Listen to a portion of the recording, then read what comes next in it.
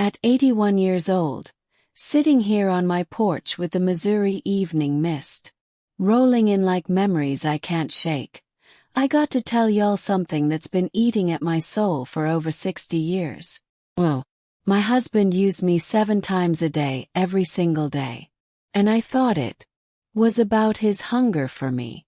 But Lord help me, it was something so much sicker than I ever imagined. My name is Fate Hayes, and if you drove through Sparrow Creek tomorrow morning, you'd see me watering my prize-winning roses, the same ones that got me first place at the county fair 3 years running.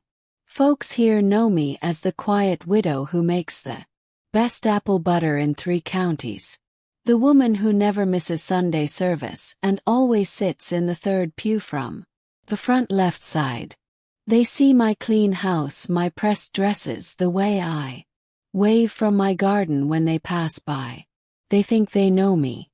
But this town with its church bells chiming every hour, and the sweet smell of honeysuckle climbing my fence posts, it's been keeping my secret for longer than some of these people been alive. The sound of lawnmowers on Saturday mornings, the gentle chatter from the diner downtown, even the way the evening light filters through my lace curtains. It all feels like a lie now. Like I've been living in costume that don't fit right.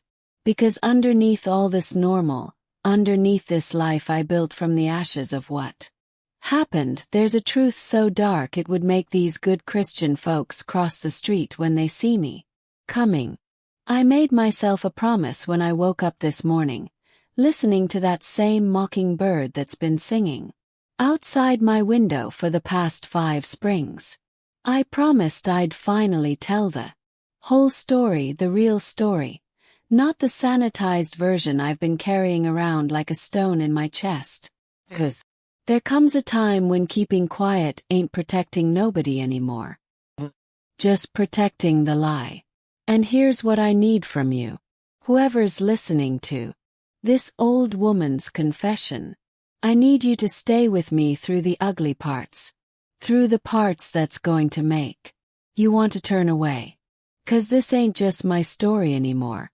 This is the story of what happens when evil wears the face of a husband. When a 17-year-old girl gets sold to pay debts. And when silence becomes its own kind of prison. If you got the stomach for the truth, if you can handle hearing about the real hunger that lived in my house, then pull up a chair and listen close, because I'm about to tell you how I survived hell and why it took me 64 years to understand what was really happening to me in that bed with the scratchy sheets and the smell of old wood that still haunts my dreams. You got to understand something about 1942. In Missouri, times were harder than old leather. And when your daddy gets the consumption and can't work the fields no more, well, there ain't many choices for a family like ours. We had 17 acres of good farmland, but good land don't mean nothing when there's no seed money and the bank man comes knocking every other week with his papers and his cold eyes. I was 17 that spring, just turned in March when the dogwood started blooming, and I thought I knew what my life was going to look like. I figured I'd marry Tommy Brennan from down the road, the boy with the crooked smile who used to leave wild flowers on our porch step. I had dreams, simple dreams about Sunday dinners and babies crawling around on clean floors and maybe even a little vegetable garden behind a white house with blue shutters. But dreams don't pay debts. And when Daddy started coughing up blood, something fierce, Mama sat me down at our kitchen table, that old oak table that wobbled on one leg, and told me about the offer that come from Abner Finch. Now Abner owned near half the county, had money that went back 3 generations, and at 60 years old, he was looking for his 3rd wife. His second one, Genevieve, had died in childbirth just 2 years prior, and folks said he was getting lonely up in that big house on the hill. He's offering to pay off the farm debt and give your daddy the Medicine he needs, Mama said, her hands shaking as she poured the Corey coffee that was all we could afford. All he wants in return is for you to be his wife. I remember the way the late afternoon sun was slanting through our kitchen window, making everything look golden and peaceful, while my whole world was crashing down around my ears. Marriage to Abner Finch meant security, meant Daddy might live, meant my younger brother could finish school instead of working the fields till his hands bled. It also meant saying goodbye to every dream I'd ever had about love. But here's what nobody told me. What I wouldn't understand until I was already trapped in that house with its heavy curtains and rooms that always smelled like pipe tobacco and something else I couldn't name. Something sweet and sour at the same time, like flowers left too long in a vase. Nobody warned me that Abner's hunger wasn't the normal kind of wanting that happens between a man and wife. Nobody prepared me for the way his eyes would look right through me like I was just a ghost wearing the shape of someone else. The wedding was small.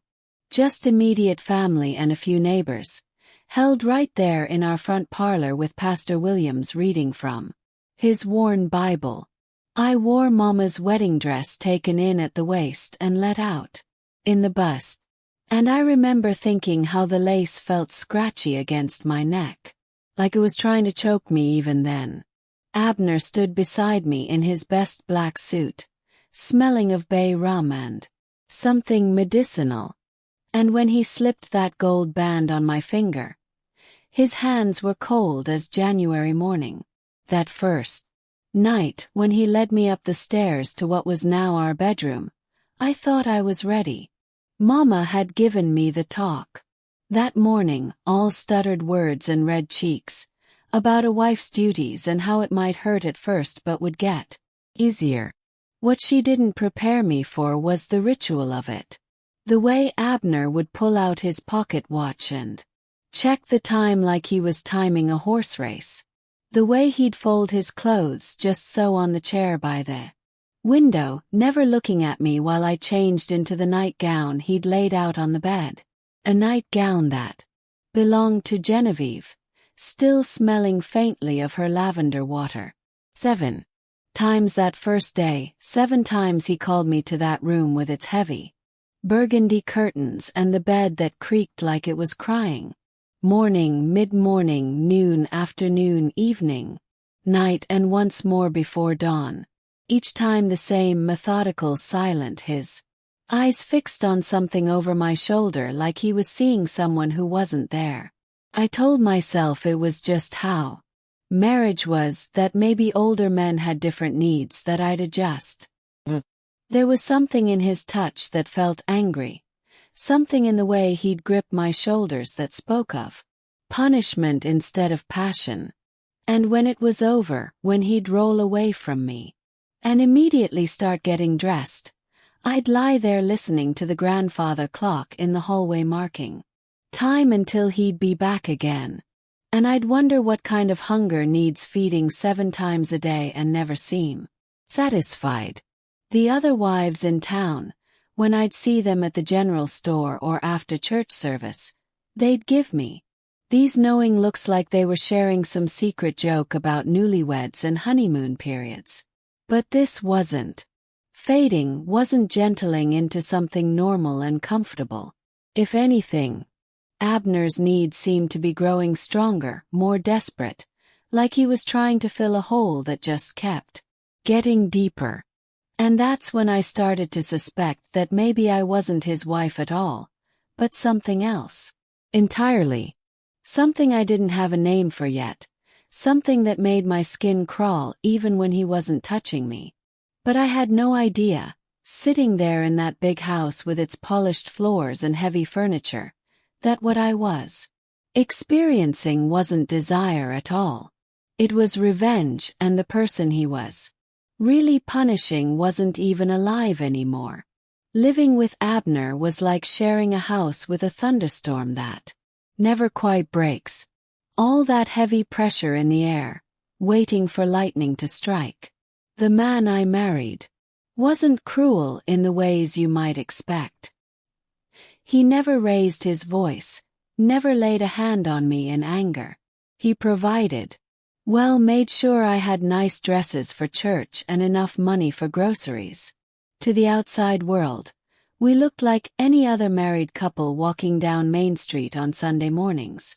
But inside that house, I was learning the difference between a husband and a keeper. Abner had routines that governed every minute of our days. Schedules more precise than the train that came through Sparrow Creek at 2:15 every afternoon. He'd wake at 5:30 sharp, dress in the same order every day. Underwear, undershirt, trousers, shirt, suspenders, and then he'd turn to me with those winter sky eyes and say, "Time, fate." Just those two words, like I was an appointment on his calendar. The house itself felt like it was holding its breath. Everything spotless, everything in its place. Heavy drapes keeping out too much sunlight, making the rooms feel dim even at midday. Dust the same mahogany furniture every morning. Polish the same silver frames holding pictures of people I didn't know. Sweep floors that never seemed to get dirty.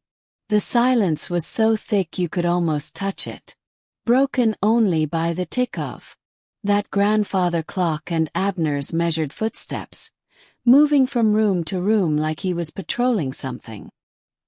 He'd go about his business, managing his farms, checking on his tenants, handling money matters in his study, and I'd go about mine, which mostly involved waiting for the next time he'd appear in whatever room I was in and say those two words.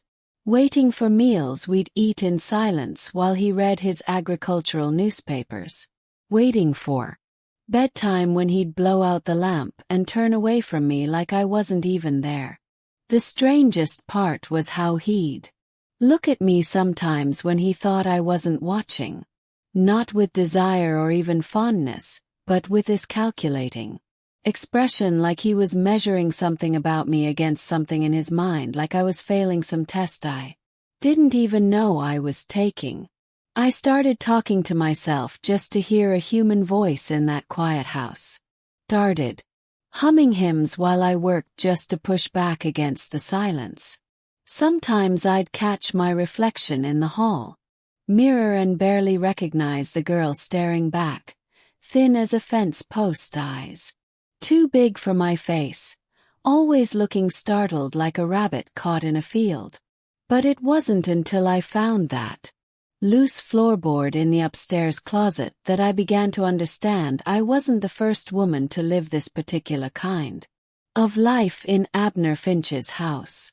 It was a Tuesday in late October when I found it. Or maybe it was a Wednesday. My memory gets fuzzy about the exact day, but I remember clear as yesterday that the maple outside our bedroom window had turned the color of dried blood. And there was that first real bite of winter in the air that makes you want to wrap yourself up tight and hide. I was looking for an extra quilt, something to ward off the chill that seemed to live in the bones of that house, no matter how much wood Abner put in the fireplace. The upstairs linen closet was one of the few places in the house that didn't feel like it belonged to someone else. Probably because it was just practical shelves and folded fabric. Nothing fancy or intimidating. I was reaching up to the highest shelf, standing on my tiptoes when my hand knocked against something that didn't feel like cloth. The floorboard underneath was loose, warped just enough that when I pressed down it gave a little. Now, I wasn't the curious type by nature. Daddy always said curiosity killed more than just cats. But something about that loose board called to me like a whisper in church that you can't quite ignore. Maybe it was the loneliness talking. Or maybe it was the way that house made me feel like I was living in someone else's shadow. But I found myself prying at that board with my fingernails until it came up. Underneath was a small space, maybe the size of a cigar box. And inside that space was something wrapped in faded blue cloth that smelled like old roses and dust. My hands were shaking. Lord, I don't know why, but they were shaking something fierce as I unwrapped what turned out to be a leather-bound book. Small enough to fit in my palm with a brass clasp that had turned green with age. The moment I opened it and saw the careful handwriting on the first page, property of Genevieve Finch, 1940, my heart started beating so loud I was afraid Abner might hear it downstairs in his study. This was her diary, his dead wife's diary, hidden away like some kind of secret treasure. I should have put it back. Should have wrapped it up in that blue cloth and pretended I never found it. But sitting there on the closet floor with autumn light filtering through the hallway window, I started reading, and what I found in those pages made my blood run cold as creek water in January. The first entries were normal enough. Talk about the weather, mentions of church socials and visits with neighbors, the kind of everyday things any woman might write about. But as I kept reading, flipping through pages filled with Genevieve's careful script, the tone started changing. She began writing about Abner's peculiar needs, about how he seemed to be punishing her for something she couldn't understand. He looks at me sometimes like I'm someone else, she wrote, like he's seeing a different woman entirely, someone who has wronged him terribly. And the way the frequency, it's not natural. It's like he's trying to erase something through me, using my body to settle some score I don't even know about. My mouth went dry as I read those words because they could have been my own thoughts written down on paper. The same confusion, the same creeping fear. That what was happening in our bedroom wasn't about love or even desire, but something darker and more twisted. But it was the last entry, dated just 3 days before Genevieve died, that made me understand I was in real danger. Her handwriting was different here. Shakier, like she'd been scared while she wrote it. I found the photograph today. No. What he thinks I did, and I know he will never forgive me for it. I'm carrying his child, but he looks at me like I'm carrying someone else's. God help me. I think he means to punish this baby for my supposed sins. Have to get away from here before the entry just stopped there mid-sentence like she'd been interrupted or maybe just couldn't find the words for whatever horrible realization had come to her. And as I sat there in that closet with her diary in my hands, hearing Abner's footsteps moving around downstairs, I finally understood what I was really facing in my marriage. I wasn't Abner Finch's beloved wife. I was Genevieve's replacement in some sick game of revenge he'd been playing long before I ever walked into his house. And if I didn't figure out what he thought she'd done to him, I might end up just as dead as she was. That night I couldn't sleep thinking about Genevieve's words about that photograph she'd mentioned and what it might mean. Every time Abner's breathing would settle into that deep rhythm that meant he was truly asleep, I'd find myself staring at the ceiling, trying to piece together the puzzle of what kind of woman my husband thought he'd married. It was sometime around 3 o'clock in the morning. I know because I heard the grandfather clock chime in the hallway. When I made the decision that would change everything, I slipped out of bed, quiet as a church mouse, and padded barefoot back to that closet, my heart hammering so loud I was sure it would wake the dead. The diary was still there, where I'd hidden it under the loose floorboard. But this time I took it with me down to the kitchen where I could light the oil lamp and read properly. What I found in those remaining pages made me understand that Genevieve hadn't just been imagining things. She'd been living the same nightmare I was living, only she'd figured out the why of it before it killed her. The entries from her final months painted a picture of a woman slowly coming apart under the weight of her husband's inexplicable rage and the growing certainty that he believed their unborn child wasn't his. "He counts," she wrote in one entry that made my hand shake. "I've realized he's counting the days, calculating when the baby was conceived, and somehow he's convinced himself it happened during a time when he thinks I was unfaithful. But I was never unfaithful. I never even looked at another man. The only time I was away from the house was when I went to help care for my sick sister in Kansas City for those 3 weeks in May. And he knows that. He drove me to the train station himself. I had to stop reading and put my head in my hands because the horror of it was starting to make sense. Abner wasn't just a man with an unusual appetite for his wife. He was a man who'd convinced himself that his wife had betrayed him. And every single time he took me to that bedroom, he was trying to somehow undo what he believed she'd done. I was paying the price for another woman's imagined sins. But it was the next entry that nearly made me drop the diary altogether. Found where he keeps it. The photograph he thinks proves my guilt.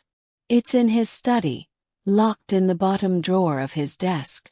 It's a picture of me talking to a man at the train station in Kansas City. Just talking, nothing more.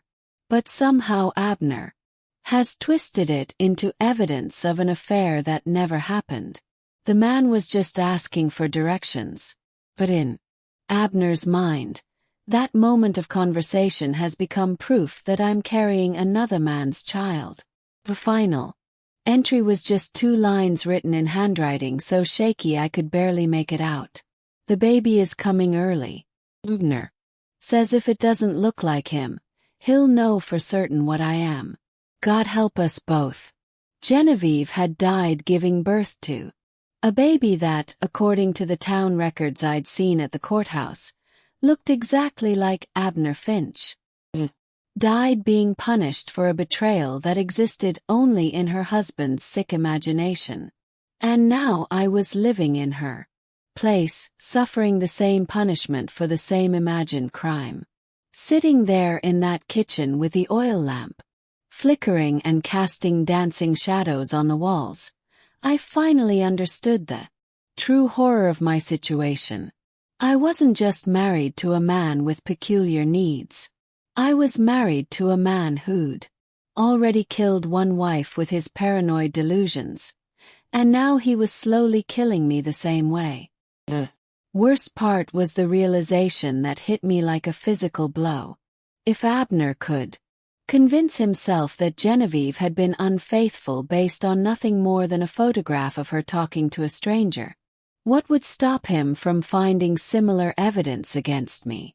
What innocent moment from my past would he twist into proof of betrayal? And what would he do to me when he decided I was just as guilty as he'd convinced himself Genevieve was?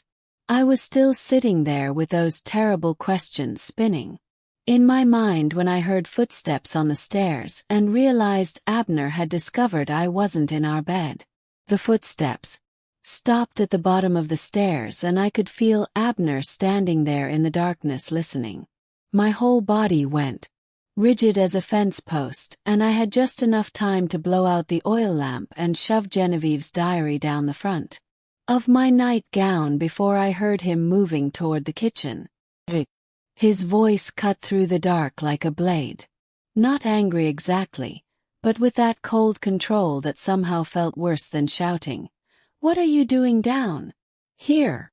I pressed my back against the kitchen chair, feeling the leather binding of the diary digging into my ribs, and tried to make my voice sound normal. "Couldn't sleep," I managed to whisper. "Thought maybe some warm milk might help." He appeared in the doorway like a ghost, his white night shirt making him look pale and otherworldly in the moonlight coming through the window. For a long moment he just stood there studying me, and I could feel those Winter sky eyes cataloging every detail. My bare feet, my trembling hands, the way I was holding myself too stiff and careful. "You're cold," he said finally. And there was something in his voice I couldn't quite read, almost like concern, but twisted somehow like he was worried about damage to something that belonged to him rather than actual care for my comfort. "Yes," I said. 'Cause it was true. I was shaking all over, though not entirely from the chill. He moved closer, close enough that I could smell the bay rum he used on his hair and something else underneath it, something sour and medicinal that seemed to cling to his skin. When he reached out and touched my cheek with the back of his hand, I had to bite my tongue to keep from flinching away. "You remind me of her sometimes," he said. "So quiet, I almost didn't hear. The way you move, the way you hold your head." Genevieve had that same delicate quality. The diary felt like it was burning against my chest. And I wondered if he could somehow sense its presence, if guilt was written across my face in letters big enough for him to read, even in the dark. "People always said we favored each other a little," I whispered, which was true. Folks had mentioned it at our wedding, how his second and third wives had that same slight build and dark hair. "Yes," he said, and his hand moved from my cheek to my throat, not squeezing, just resting there like a reminder of how easily he could hurt me if he chose to. "But you're different too. Stronger, maybe." She was always so fragile, always crying about something. The way he said it, like Genevieve's tears, had been some kind of personal affront, rather than the natural response of a woman being slowly destroyed by her husband's delusions, made my stomach turn. But I just nodded and tried to look like the obedient wife he expected me to be. "Come back to bed," he said, taking my hand in his. "It's late and tomorrow is going to be a long day." I let him lead me back upstairs, the diary hidden against my body feeling heavier with each step. As we climbed those creaking stairs, I found myself looking at the family portraits hanging in the hallway. Generations of Finch men with their stern faces and pale eyes, and wondering how many other women had walked this same path, carrying secrets that could destroy them if discovered. Back in our bedroom, Abner settled into bed like nothing had happened. But I could feel him watching me as I climbed in beside him. The mattress dipped under his weight, and when he reached for me, pulling me close against his side, I had to concentrate on breathing normally and not thinking about the diary pressed between us. "You know I love you, don't you, Fate?" he whispered against my hair. But there was something hollow in the words, like he was reciting lines from a play he'd memorized but never really understood. "Yes," I whispered back, because what else could I say but lying there in the dark with his arm around me and Genevieve's secrets burning against my skin, I knew I was living on borrowed time. Sooner or later, Abner would find some innocent moment to twist into evidence of betrayal, just like he had with his second wife. And when that happened, I'd either end up dead like Genevieve, or I'd have to find a way to escape before his paranoid delusions could destroy me too. The question that kept me awake until dawn was whether I was strong enough to save myself, or if I was already too deep in his twisted game to find my way out alive. The next few weeks passed like walking on glass. Every step careful, every word measured, knowing that one wrong move could shatter everything. I kept Genevieve's diary hidden in different places around the house, moving it every few days like some kind of dangerous treasure that could explode if discovered. Sometimes I'd tuck it behind the flour canister, other times between the mattresses, always somewhere Abner wouldn't think to look. But hiding the diary was nothing compared to hiding what I'd learned from it.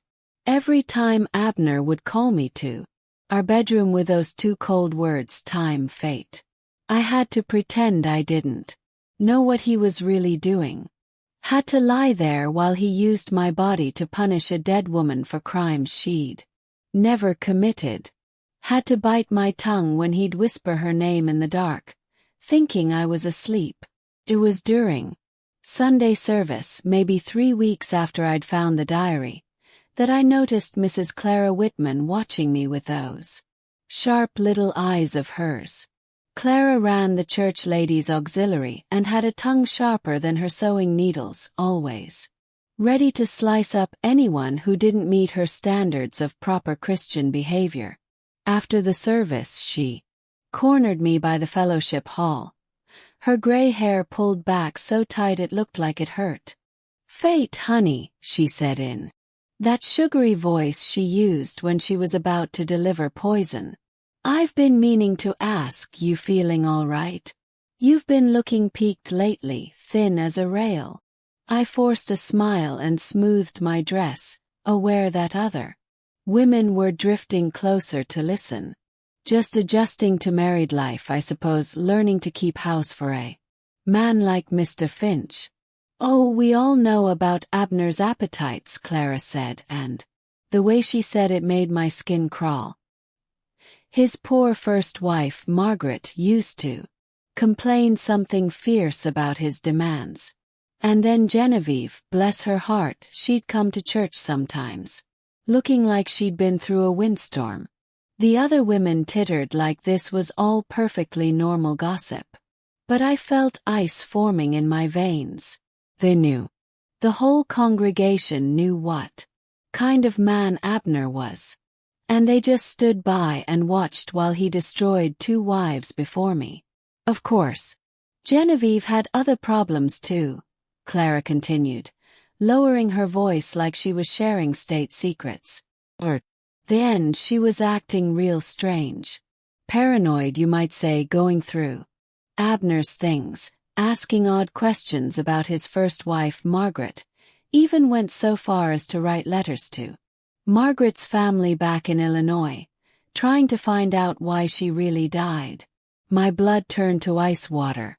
Genevieve had been investigating Margaret's death, and now I was the third wife walking the same dangerous path. What did she find out? I whispered, hardly daring to ask. Clara's smile was sharp as broken glass. "Nothing good, honey. Nothing good at all." Clara's words about Genevieve investigating Margaret haunted me for days after that Sunday service. The idea that Abner's second wife had been digging into his first wife's death opened up possibilities I didn't want to consider, but couldn't stop thinking about either. What if Margaret hadn't died of natural causes like everyone believed? What if Genevieve had discovered something terrible about her predecessor's fate? I started paying attention to things I'd never noticed before. The way conversations would stop when I walked into the general store. How some of the older women would look at me with something that might have been pity. The fact that nobody ever talked about Margaret Finch, even though she'd only been dead 8 years. It was like the whole town had agreed to forget she'd ever existed. The worst part was how this new knowledge poisoned everything about my daily life with Abner. When he'd sit across from me at breakfast, methodically buttering his toast and reading his agricultural reports, I'd find myself studying his hands and wondering what they might have done. When he'd check his pocket watch before calling me upstairs, I'd think about how that same calculated precision might have been used for darker purposes. Even his gentleness started feeling sinister, like he was being careful with me the way you'd be careful with something you plan to break later. But it was when I started exploring the house more thoroughly that I found the first real evidence that my fears weren't just paranoia. In the basement behind the coal bin, where nobody would think to look, I discovered a trunk that had been shoved against the stone foundation wall. The lock was old and rusty, but determined desperation gave me strength I didn't know I had, and I managed to pry it open with a poker from the fireplace upstairs. Inside were things that belonged to Margaret. Clothes that smelled like mothballs and old lavender, a pair of delicate gloves, some jewelry that looked expensive, and underneath it all, a bundle of letters tied with a faded ribbon. My hands were shaking so badly I could barely untie the ribbon. But when I finally managed it and started reading, I felt like the floor had dropped out from under me. They were love letters, but not from Abner. They were signed by someone named James, and they were full of passionate declarations and promises to take Margaret away from her unhappy marriage. The dates on the letters showed they'd been written during the last months of Margaret's life. And reading them, I could feel the desperation of a woman trapped in an impossible situation, torn between duty and a love she'd never expected to find. The final letter was different from the others. James was begging Margaret to leave with him immediately, saying he'd heard rumors about Abner's first wife, a woman named Sarah, who'd supposedly died of a fever, but whose death James seemed to think was suspicious. He wrote about how Margaret needed to get away before she became another mysterious tragedy in the Finch family history.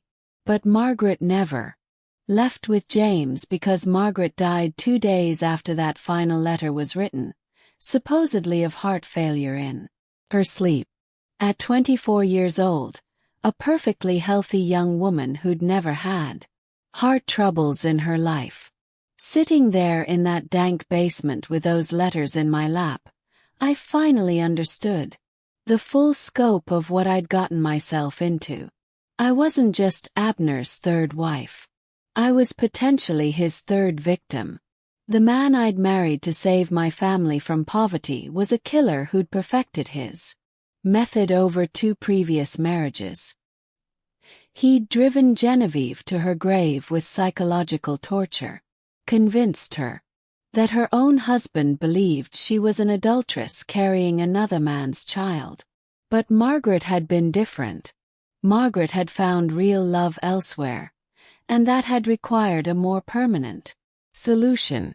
The pattern was becoming clear, and it terrified me more than anything I'd ever imagined.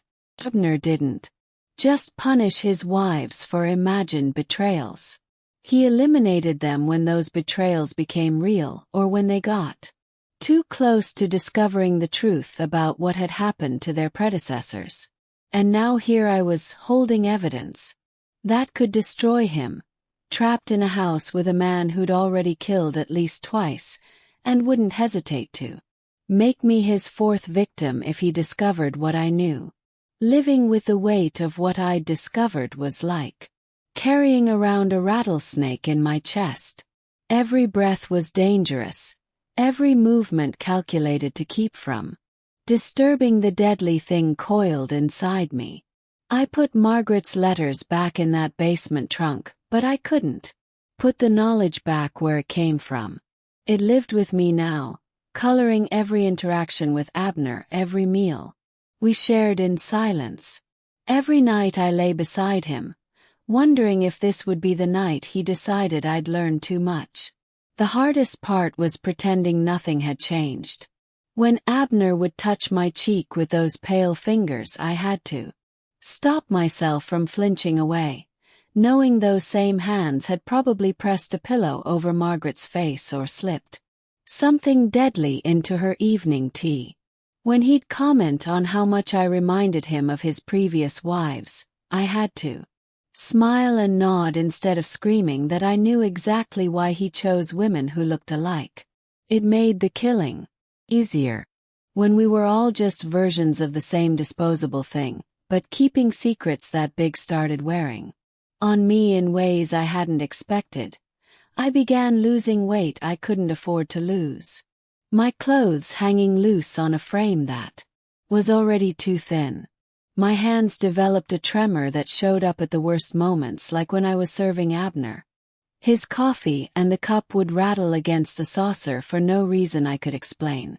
Sleep became something that happened in fragments, broken by nightmares, where I was running through endless hallways while footsteps followed behind me, getting closer and closer until I'd wake up gasping. The breaking point came on a Thursday, or maybe it was a Friday. The days had started blending together in my exhaustion when I was cleaning Abner's study and found his desk drawer standing open.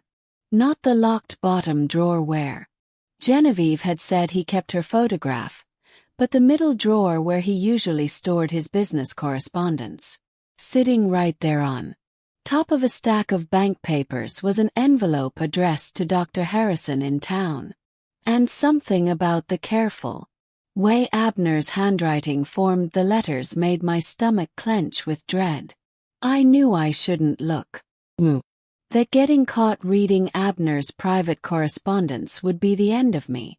But the envelope was already open, just sitting there like it was waiting for someone to discover it. And before I could talk myself out of it, I was unfolding the letter inside. It was a request for a consultation about female hysteria and the medical treatments available for wives who exhibited signs of mental instability. Abner had written a detailed description of symptoms he claimed I was displaying: paranoid behavior, weight loss, nervous tremors, difficulty sleeping, and he was asking the doctor about the possibility of having me committed to the state asylum for my own safety and the safety of others. The letter was dated 2 days ago, which meant Abner had already decided I was becoming a problem that needed to be solved. He wasn't going to kill me like he'd killed Margaret, and he wasn't going to drive me to my grave with psychological torture like he'd done with Genevieve. He was going to have me declared insane and locked away where nobody would ever believe anything I said about him. It was brilliant, really, in its calculated cruelty. A woman who'd been committed for hysteria could say anything she wanted about her husband, and the world would just nod sadly and comment on how mental illness could make people believe the most outrageous things. Even if I tried to tell someone about Margaret's love letters or Genevieve's diary, they'd just see the ravings of a woman whose mind had snapped under the pressure of marriage to an older man. Standing there in his study with that letter shaking in my hands, I finally understood that I was completely alone in this nightmare. The town would never believe me over Abner Finch, the respected landowner, who'd already suffered through the tragic loss of 2 wives and was now dealing with the heartbreak of a 3rd wife losing her mind. The church ladies who whispered about his appetites would never imagine he was capable of murder. They just feel sorry for him having such terrible luck with unstable women. But as I folded that letter and placed it carefully back in the drawer, exactly as I'd found it, one thought kept echoing in my mind with crystal clarity. If Abner thought he could have me declared insane and locked away, he'd made his first real mistake. 'Cause, unlike his previous wives, I now knew exactly what kind of monster I was married to, and I still had time to do something about it. The question was whether I had the courage to fight back, or if I'd let him destroy me just like he destroyed Margaret and Genevieve. That night, I lay awake listening to Abner's breathing and planning my escape, with the desperate focus of a woman who knows her life depends on getting every detail right. I had maybe a week, 2 at the most, before Dr. Harrison would examine me and sign whatever papers Abner needed to have me committed. After that, I disappear into that asylum like smoke. And nobody would ever question what happened to Fate Hayes, the poor, unstable girl who couldn't handle being married to such a fine, patient man. But escaping wasn't just about running away. It was about making sure I could never be found and dragged back to face whatever punishment Abner had planned for a wife who'd discovered his secrets. I needed money, which meant getting into that locked desk drawer where I suspected he kept more than just Genevieve's photograph. I needed transportation, which would be tricky, since Abner controlled the car and knew everyone in town who might give a young woman a ride.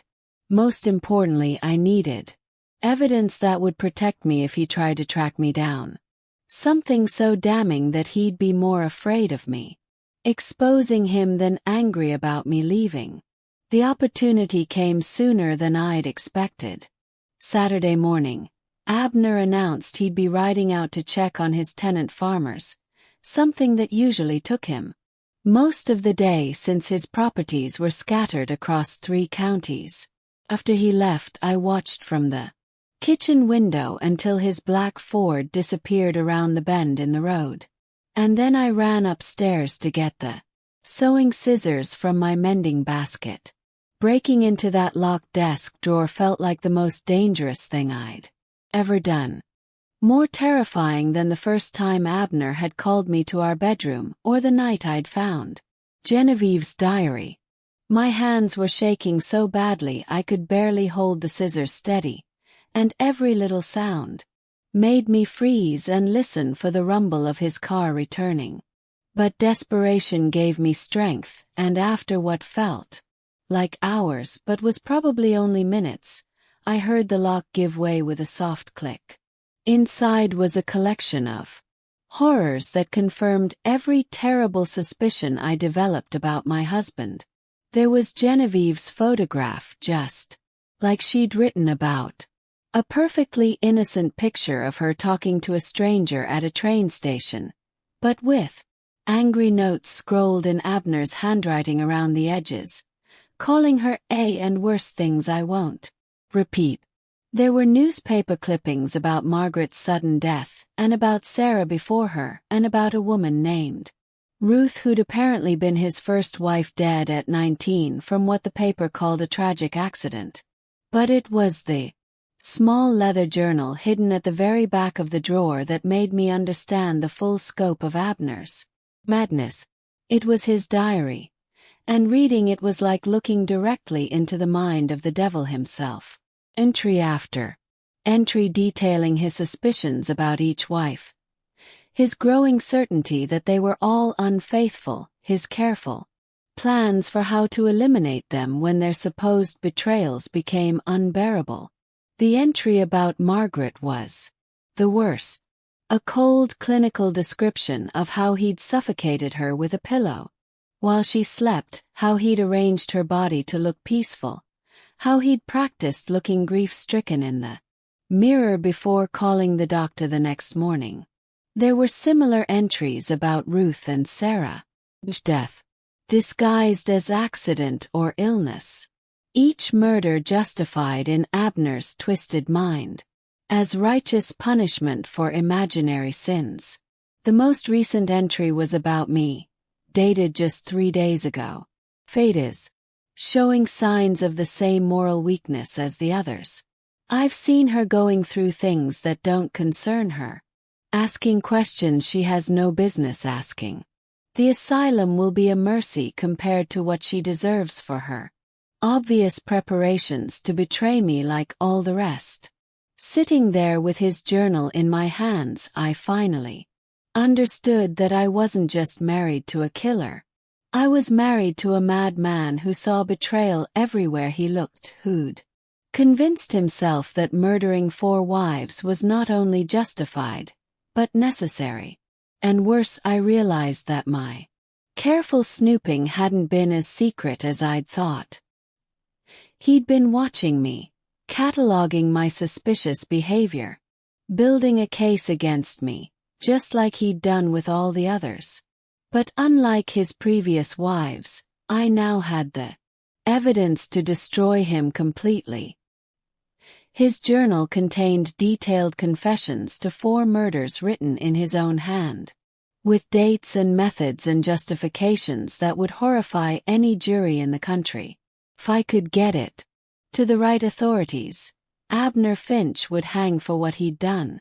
The problem was getting away alive long enough to make sure justice was served. Because as I heard the distant rumble of his Ford coming up the road, I knew my time had run out. Abner was coming home early, and I was sitting in his study with his greatest secret spread out across his desk like evidence in a courtroom.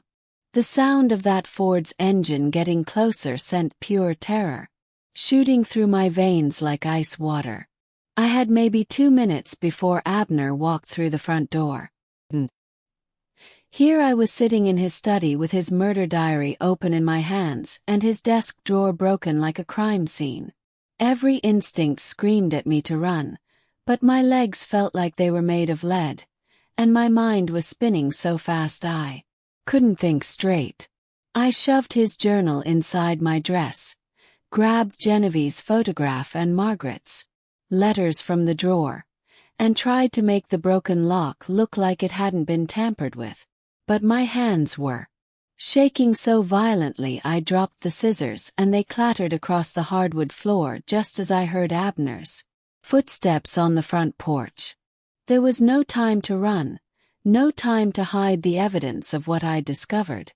All I could do was smooth down my skirts, try to control my breathing, and pray that somehow I could convince him I'd been doing something innocent like dusting his study furniture. The front door opened with its familiar creak and I heard him calling my name in that controlled voice he always used, the one that sounded polite, but had ice running underneath it. When he appeared in the doorway of his study, still wearing his hat and coat from his ride, I was standing by the window, pretending to water the plant on the sill. But the moment I saw his face, I knew my performance wasn't fooling anyone.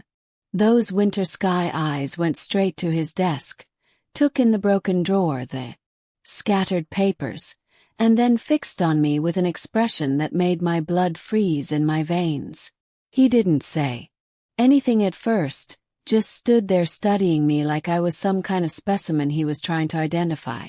And he slowly removed his hat and coat, hanging them on the rack by the door with the same careful precision he brought to everything else. When he spoke, his voice was so calm. It was more terrifying than screaming would have been. He asked what I'd been doing in his study, and I tried to tell him I'd just been cleaning, that I'd accidentally knocked something over while dusting, but my voice came out as barely a whisper, and I could feel his journal burning against my ribs where I'd hidden it. He walked over to his desk, examined the broken lock, and then turned back to me with something that might have been disappointment if it hadn't been so cold. That's when he told me he'd suspected for weeks that I was becoming just like the others, paranoid, suspicious, going through his private things, and looking for evidence of infidelities that existed only in my diseased mind. He said it sadly, like he was genuinely sorry to see me following the same path as Genevieve and Margaret and all the rest. He even reached out to touch my cheek in what would have looked like a gesture of comfort if I hadn't known what those hands were capable of. But then his expression changed and I saw something in his eyes that I'd never seen before. Not just the cold control he usually showed, but actual rage, the kind of fury that had been building up behind his careful facade for years and was finally breaking through. He grabbed my shoulders, and his grip was strong enough to leave bruises, strong enough to let me know that the time for pretending was over. He told me he knew what I'd found, knew what I'd read, and that it didn't matter because nobody would ever believe a word I said. He described in detail how he was going to have me committed to the asylum. Oh, the doctors there had special treatments for women who suffered from hysterical delusions. How I'd spend the rest of my short life in a padded room screaming accusations that would only prove how insane I really was. But as he was talking, describing his plans for my destruction with the same methodical precision he brought to everything else, I felt something change inside me. Maybe it was knowing that I had his journal pressed against my heart. Physical proof of every horrible thing he'd done. Maybe it was thinking about Margaret and Genevieve and all the other women who died because they hadn't fought back. Or maybe it was just that after months of living in fear, I'd finally reached the point where anger was stronger than terror. When he finished explaining how my life was going to end, I looked him straight in those pale eyes and told him I knew exactly what kind of monster he was. I told him about his journal, about the detailed confessions he'd written in his own hand, about how the whole world was going to know what Abner Finch had done to 4 innocent women who'd made the mistake of trusting him. The look on his face when I said that was something I'll never forget. Pure shock, like he couldn't believe one of his victims had finally found the courage to fight back. But the shock only lasted a moment before it turned into something much more dangerous. And I knew that whatever happened next would determine whether I lived to see another sunrise or became the 5th entry in his murder diary. What happened next still gives me chills when I think about it, even after all these years. Abner's face went through a transformation that was like watching a mask slip off to reveal something inhuman underneath. But instead of lunging for me like I expected, he started laughing. A sound so cold and empty it made my skin crawl worse than his anger had. That's when he told me the truth that changed everything I thought I understood about my situation. He said I was right about him being a killer, right about Margaret and Genevieve and the others, but wrong about one crucial detail that would make all my evidence worthless. He walked over to his desk, pulled out a different key, and opened a secret compartment I hadn't even known existed. Inside was another journal, this one bound in black leather and locked with a brass clasp. When he opened it, I could see pages and pages of handwriting, but it wasn't his careful script. It was someone else's entirely. Someone whose penmanship was educated and precise in a way Abner's had never been. He told me the journal I'd stolen from his desk was a fake, planted there for me to find, just like he'd planted Genevieve's diary in that loose floorboard upstairs. Every detail about his supposed murders, every confession I thought would destroy him, had been carefully written to convince me I was married to a killer when the truth was something far more twisted and dangerous. The real journal belonged to Dr. Harrison, the same man Abner had written to about having me committed. But Dr. Harrison wasn't just the town physician. He was Abner's partner in a scheme that had been going on for years, targeting young women from poor families who wouldn't be missed if they disappeared. The asylum wasn't a place where inconvenient wives were locked away. It was where they were taken to die, their deaths recorded as suicides or accidents, their bodies buried in unmarked graves. Abner had never killed anyone himself. He was just the recruiter, the respectable widower who married desperate girls and then drove them to madness with psychological torture until they were ready to be handed over to Dr. Harrison for the final phase of their destruction. 7 times a day, the coldness, the constant sense of being watched and judged. It was all designed to break down my sanity until I was genuinely unstable enough that nobody would question my commitment. But here's the part that nearly stopped my heart. Margaret and Genevieve and all the others hadn't died.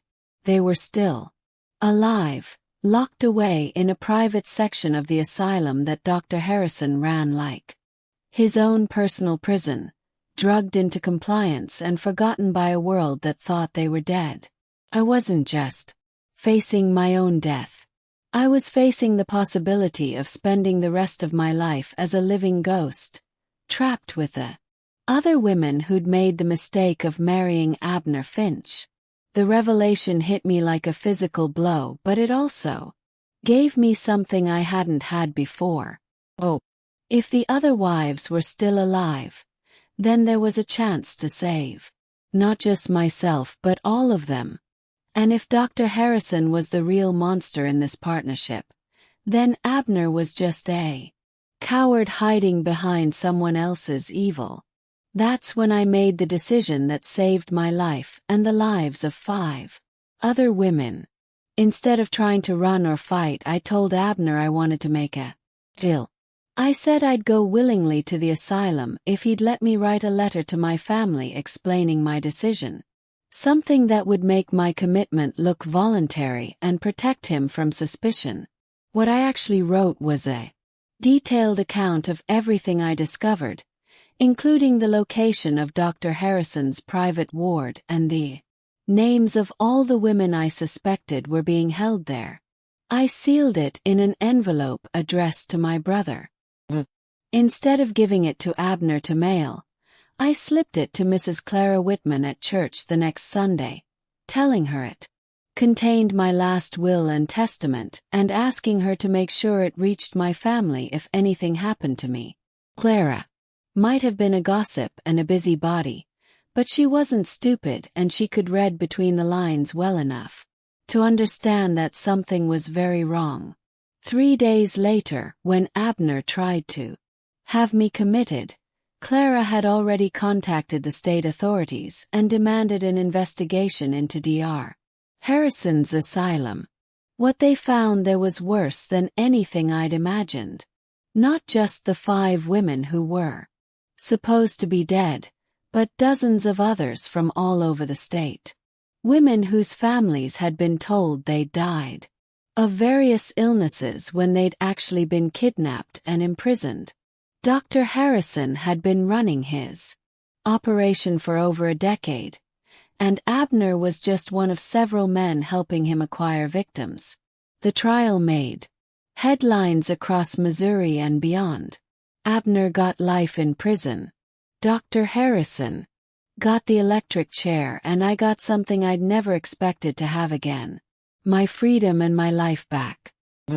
More importantly, I got the chance to help rebuild the lives of women who'd been written off as dead, starting with Margaret and Genevieve, who became like sisters to me in the years that followed. I learned that healing takes that nightmares don't disappear just because the monster gets locked away, but that surviving something that should have destroyed you makes you stronger than you ever imagined you could be. I'm 81 years old now, and I've spent the last 60 years of my life proving that a woman can not only survive the worst kind of evil but can thrive in spite of it. If you're listening to this and you're trapped in your own nightmare, remember that even when everything seems hopeless, even when the whole world seems against you, there's always a way out if you're brave enough to look for it. Don't let anyone convince you that you're crazy for seeing the truth. And don't let fear keep you from fighting back when your life depends on it. My story shows that sometimes the people we trust the most are the ones who can hurt us the worst. But it also shows that the human spirit is stronger than any evil that tries to break it. I'm still here. I'm still fighting. And I want to hear from you. Share your story if you feel called to, because every voice matters. And every survivor makes the world a little bit safer for the women who come after us. Tell me, what city are you watching this from? I'd love to know how far my words are traveling and whose lives they might be touching. And if this old woman's story moved you, please subscribe to my channel, because I've got more stories to tell, and together we can make sure that women like Margaret and Genevieve and all the others are never forgotten again.